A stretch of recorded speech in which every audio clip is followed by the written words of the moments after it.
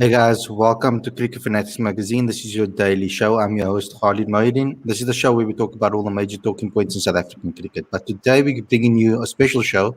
It's a Q&A session with myself and Aditya where you guys get to ask us questions and we answer it. I see that you guys have gone straight into the quota system again. I mean, we answered it every single stream. So let's try to just move away from that. Maybe I will answer it. There's not much more I can say on it because it's not my choice on whether the quota system should stay or not. It's obviously Cricket South Africa's choice. It's obviously the Director of Cricket's choice. All of them will have the choice on what is going to be happening. So let's just stop that because, I mean, there's no way forward if we're all going to be talking about that all the time. So get your questions in right now. Let's get this going. I'm going to just be taking a couple of questions till about quarter past 6, about 15 minutes Q&A session. So you guys need to take advantage of this and obviously ask us questions. But first and foremost, how are you, Aditya? How's it going? How's everything going with you? Yeah, very good, mate. Uh, just homebound again with COVID in the country. So, yeah, stay safe, everyone, in India and elsewhere. The tough times. Yeah. I mean, we've all been struggling with COVID. It's something that really rocked a lot of us. And even when you think it does, it can't eat you, it eats you. So you need to be safe, guys, out there. Please just be safe. Wear your masks, social distance, sanitize every time, any chance you get before you touch anything. Just make sure that you be careful because I know that you might have survived this period, but at any point it can eat you from anywhere. You don't know when it can eat you. So just please be safe. Yeah, Aditya, I mean, have you been looking around the news? I mean, I've been trying to search through the news for some new things and some things that are in to talk about for with regards to South African cricket. There's not really much that you can that's been going on, other than obviously South Africa and that they're playing the series in West Indies, and obviously we're going to see some cricket even in the winter period. I think the main talking points in the news with regards to sport is all football. It's the Europa League final tonight with Manchester United and Villarreal. There's the Champions League final happening this weekend. The Euros are starting soon. The transfer market is open and people are going berserk. So all of these type of things are in the sports department. But I mean, talk to us a little bit about the IPL because we do have a new situation with regards to that. It's an ongoing situation, and a decision will be taken. But for the IPL to happen before the T20 World Cup in that September 15th to 10th October period, a lot needs to happen. So it means that the India versus England Test series needs to be preponed a little bit.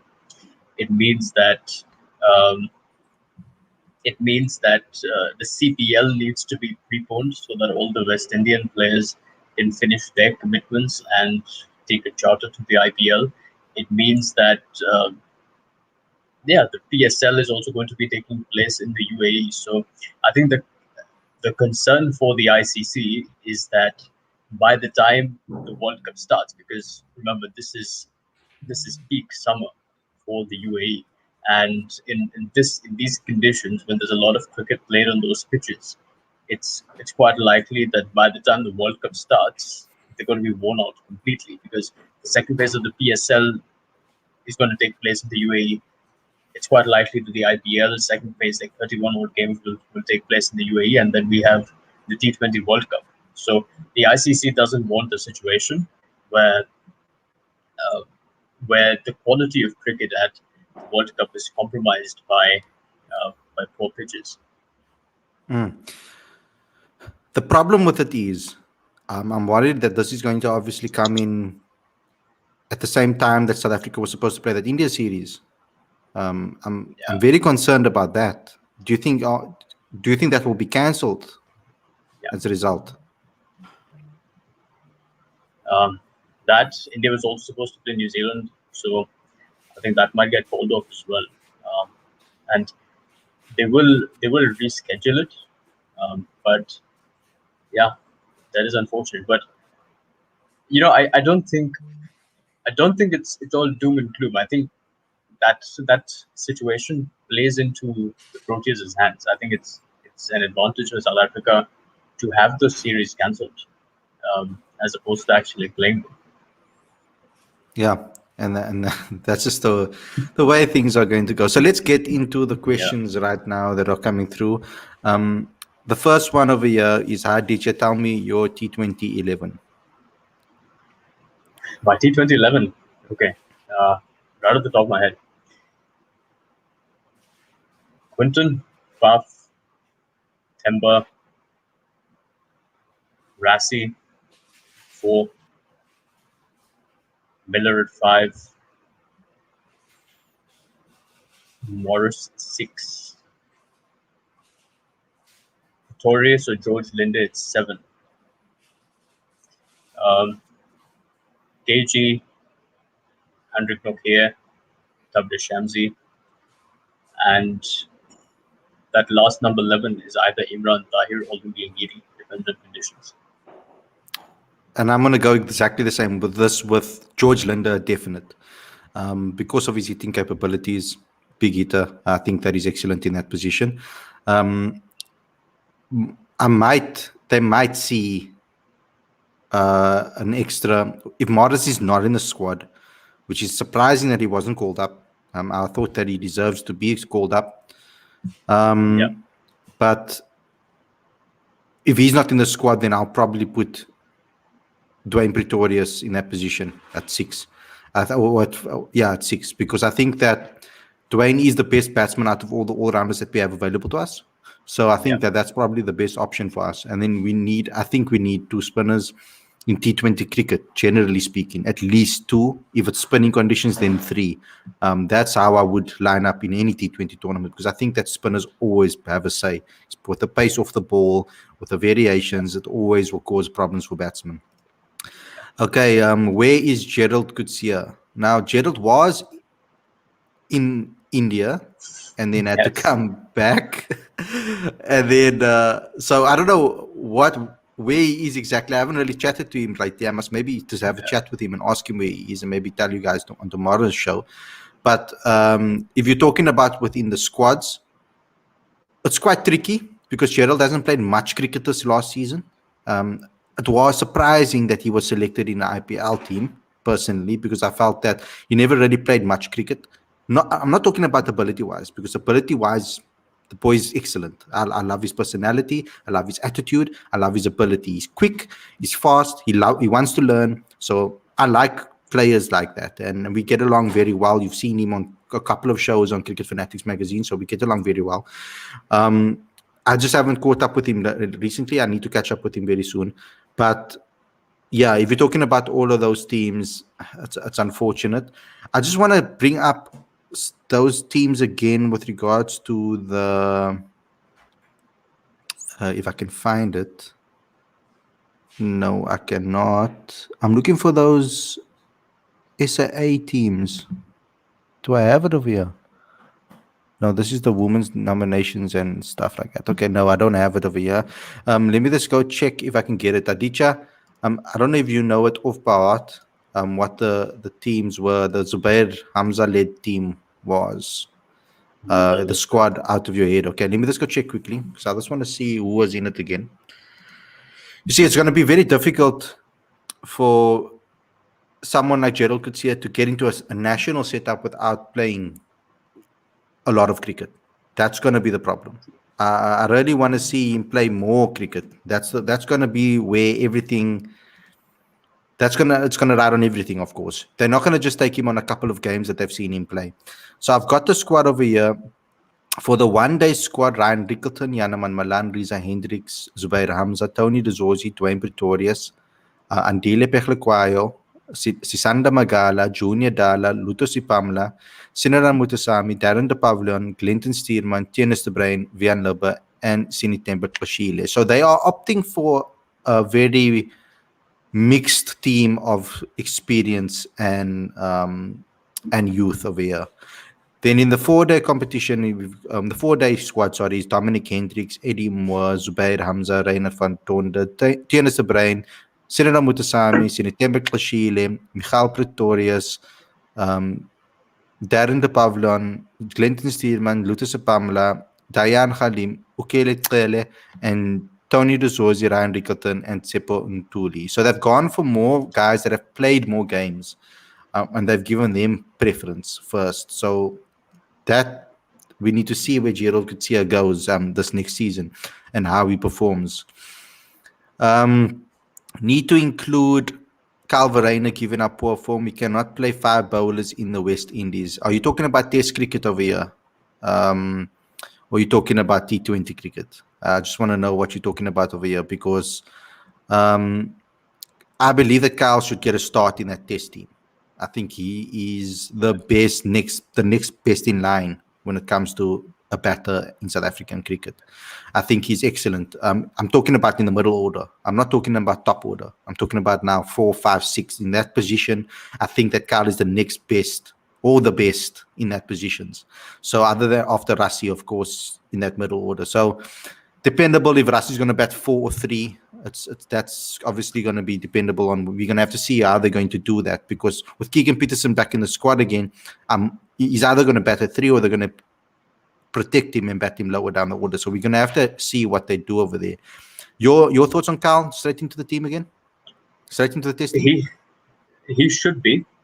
But one thing that I've been thinking about over the last couple of days is that, it's time to give Temba more responsibility to the bat.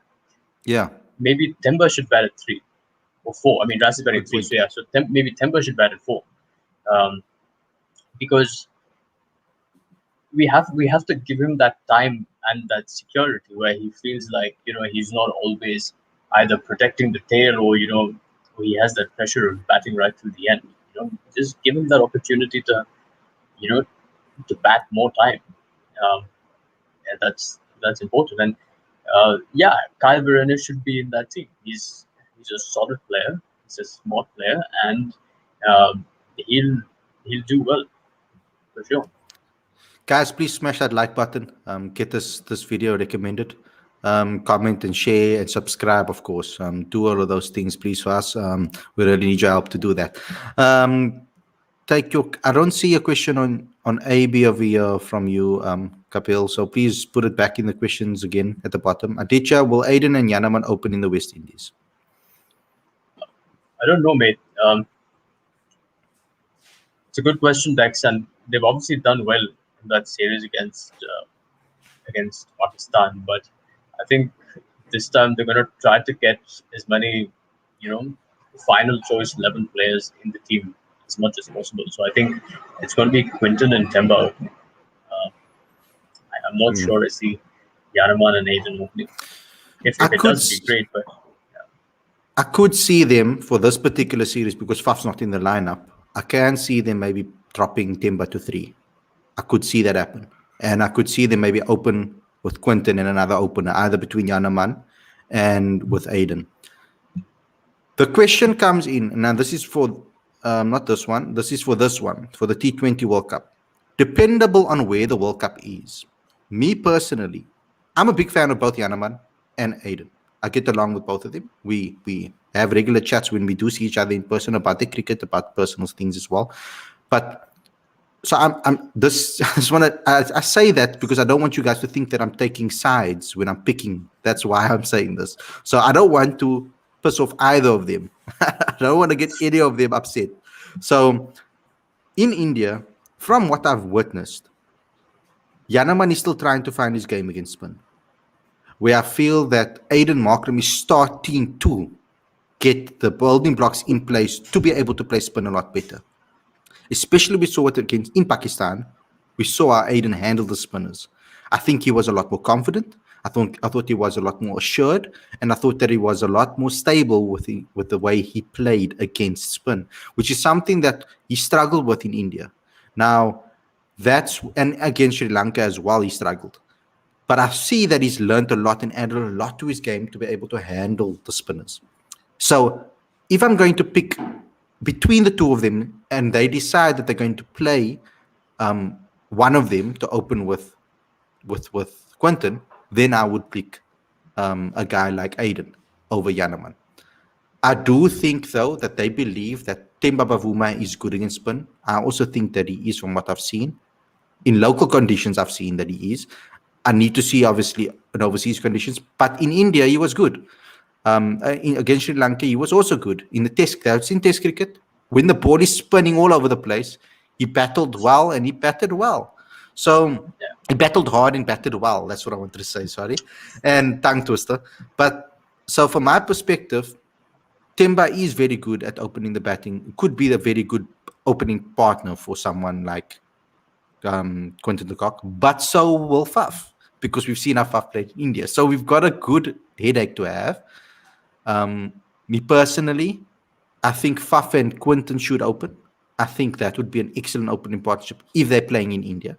I think that will be a good partnership. If they're playing in the UAE, it doesn't really matter. I think it depends on the day. What I like about South Africa's squad and team right now and side right now, there's so much to debate about. They must pick on the day according to the conditions. And I want them to pick their teams according to that. They mustn't feel, oh no, I'm going to make this person upset if I don't select him. I want them to pick according to the conditions and pick according to form and pick according to what they have in front of them. I don't want them to be just playing players because they think that's the 11. If you look at other teams, that's what they'll do. Other teams would do that. England is not scared of dropping a person because they feel that someone else would do better in that position. India, the same. They're not scared of dropping someone. Yes, India has found a core group of players that they can pick a similar 11 every single week. But they're not afraid of dropping someone just because they feel that someone else would do better. I don't know if you agree with me there, Aditya.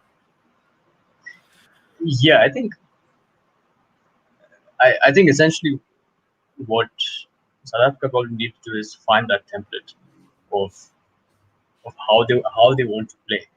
They need that common core strategy, um, which I thought was missing a little bit in the Pakistan series. Certainly with the one day internationals, but I do think that uh, South Africa has uh, South Africa has good core, and they have solid resources for in the batting department, in the power hitting department, um, spinning options, fast bowling options, all rounders.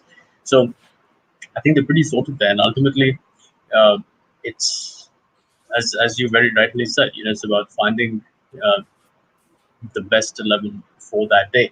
Uh, in saying that, I in saying that I think this is probably a level playing field this World Cup, because no team will have had extensive time together, because of PSL commitments or IPL commitments and so on. Um, no one knows yet where the T20 World Cup is taking place, and so they can't really formulate the squad based on the conditions on offer, because I think teams would select differently if they were playing in India compared to the UAE. So yeah, so it'd be interesting. I think every single team has a conundrum, which makes this tournament very interesting, but also more equal compared to previous T20 World Cups, where you felt like certain teams had more of an advantage. Yeah. Guys, I know you're asking about Janssen and why him in the SAA side over why not him in the SSA side over a guy like Lutus Pamela, etc. Because he's in the test squad.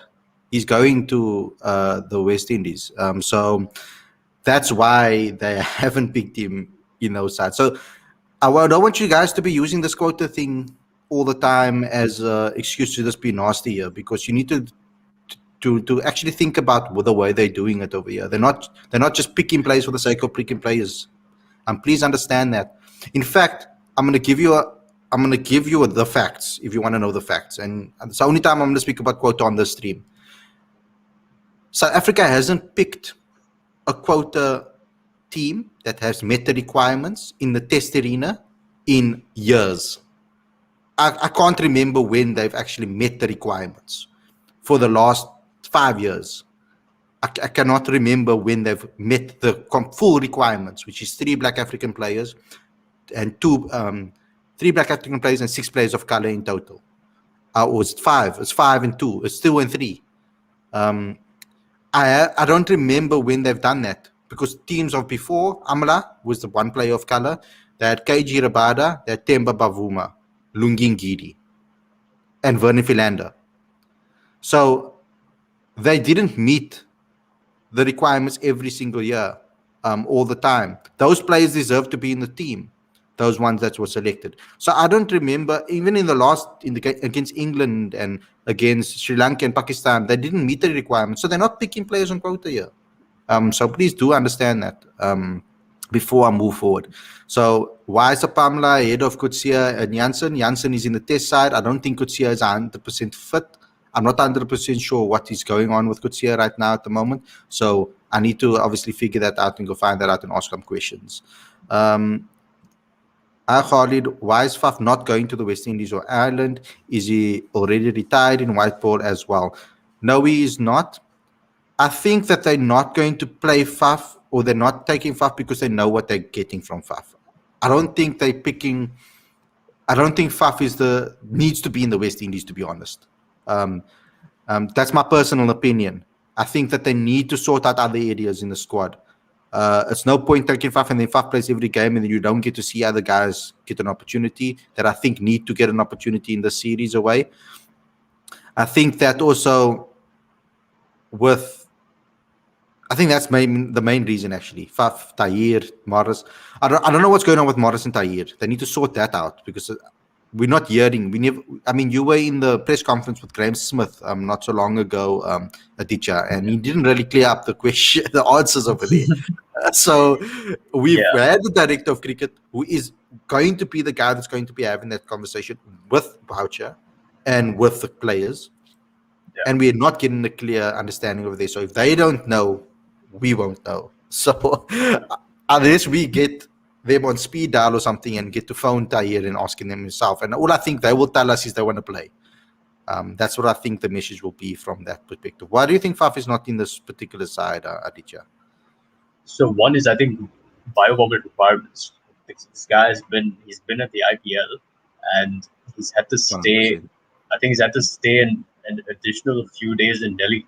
He couldn't fly regularly with the South African contingent because I think there were 3 or 4 people in the Chennai Super Kings contingent who tested positive. So I think he stayed on Delhi for a while and then he had to come back to South Africa, quarantine, and then he could go home. So guys, because of biobubble requirements, the team that is going to the West Indies is going to Ireland. And if you look at what that means for Faf, it would be that he goes to the West Indies, he goes to Ireland, then he'd go to the IPL, and then he goes to the World Cup. That's too much cricket. And then he goes to the PSL, then he goes to the IPL, and then he goes to the World Cup. That's too much, and he has contractual obligations with the PSL and the IPL because both are yet to be completed, whereas he's not centrally contracted with South Africa. So I guess that's why he would probably give the PSL and IPL that opportunity to have him. Yeah. Someone asking me over here.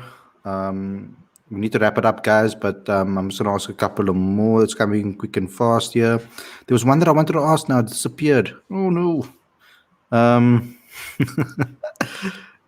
Okay, let's go. Let's find it.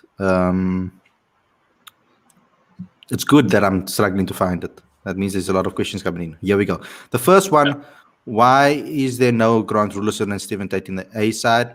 I think they were in the emerging side that lost recently heavily against Namibia. So it's not like they're not getting opportunities. They are getting opportunities. They got a chance in the emerging side. So that's why probably not in the SIA side. That SIA side is very talented. I'm not going to lie. It's the top players that were in the domestic circuit recently. Opinion on Heinrich Klaassen and Kyle Verreynne.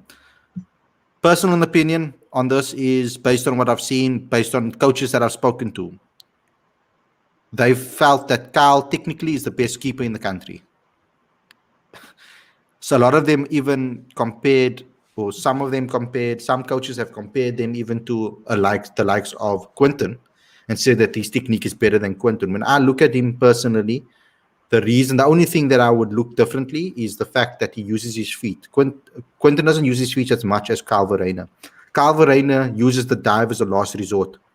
He doesn't look to the dive as his main thing, whereas I think Quinton de Kock relies on the dive a lot better. And when I spoke to a wicket-keeping coach, they told me that diving is important, but you need to know how to dive. And if you can dive and your reflexes are great, that makes you an excellent keeper, yes. But it should be your last resort. You shouldn't use it as your main reason. Because if you dive a lot as a keeper, it means that you can't read the situation as well. If you're using your feet a lot better, you'll get to the ball a lot easier and a lot quicker. And that means that your reading of the game is a lot better. Me personally, I think that Calveren is a much better keeper than Heinrich Klaassen. And in the last 2 or 3 seasons, he's been a better batsman than Calveren in domestic cricket than Heinrich Klaassen as well. So personally, I think that Calveren is a better player because of the scope, because of the time that he has to grow still. I believe that Cal could be better. And I think that Cal is better mentally than Heinrich Klaassen. But I think that Heinrich Klaassen has done the hard yards. If you've played a lot of international cricket, it should count for something. That experience should count over domestic form, because there's no way that you can determine how a person is going to perform just based on watching them play domestically. You need to see them play internationally as well. Look at Jonas de Bruin, for example. He's excellent at domestic cricket, and he struggles at international cricket. So it is one of those things. I think, guys, we're going to wrap it up right now because my battery's also going to die very soon. So I think I'm going to have to wrap it up. Aditya, is there any final words from your side? There's an exciting time coming up for cricket, and I hope fans enjoy it. Right now, we're probably going through a bit of a lull because there's not a lot of cricket going on. But in the next couple of weeks, we're going to be having a lot more passionate conversations about performance and selection and I guess ultimately results of games. So yeah, keep watching us and thank you for all your questions. Very interesting questions. It's something that we enjoy doing. Q&As are fun, and great to have all you guys engaged with it. Yeah, and we're going to do it a lot more often. So please smash the subscribe button, click that notification bell, smash that like button, guys, please. We need you guys to of course support us as much as possible so that we can get more content out to you. And if you support us, we can get better content out to you. So please do that. Thanks a lot for watching, guys. We'll see you again tomorrow with another show. Let us know on social media what you'd like to hear us to speak about. Hopefully there is some news for us to talk about. Otherwise, we can just do another Q&A. I don't mind doing them as well. So smash that like button. Don't forget to subscribe. Click that notification bell. Check you guys tomorrow with another show. Take care, everybody. Remember, guys, the Offside Maiden show has been moved to Friday to accommodate all the girls. So it's now on a Friday evening. So just to make sure that you look out for that. Take care, everybody.